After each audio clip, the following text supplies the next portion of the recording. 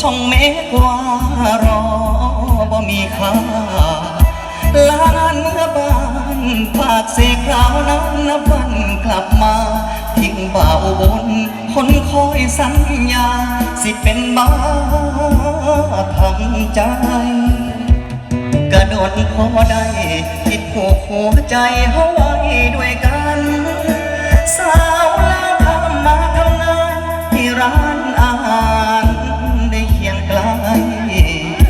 คือลืมไว้แท้ไปแล้วบ่แพ้บ่โทรบ่ลายคิดหอดโทรหาเป็นตาเลือใจจะให้ผู้ใดตอบมา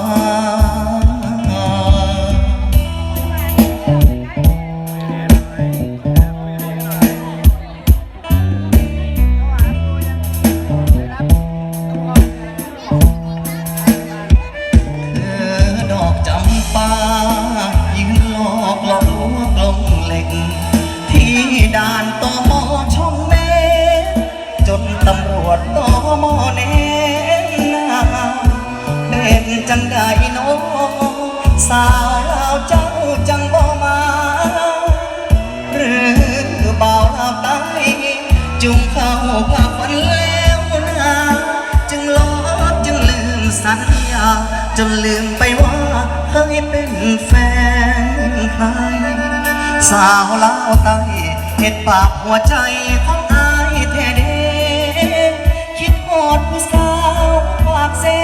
เห็ดจำได้เด้สิลืมได้ไทยเล่าเต็มที่เปิดAECติดต่อกันง่ายแต่เป็นอย่างสัญญาณหัวใจผู้สาวลาวใต้จึงให้อายรอ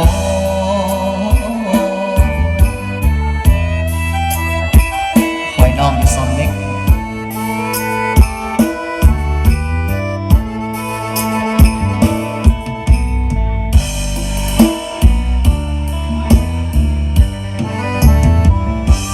สาวลาวใต้เห็ดบาปหัวใจของอายแท้เด้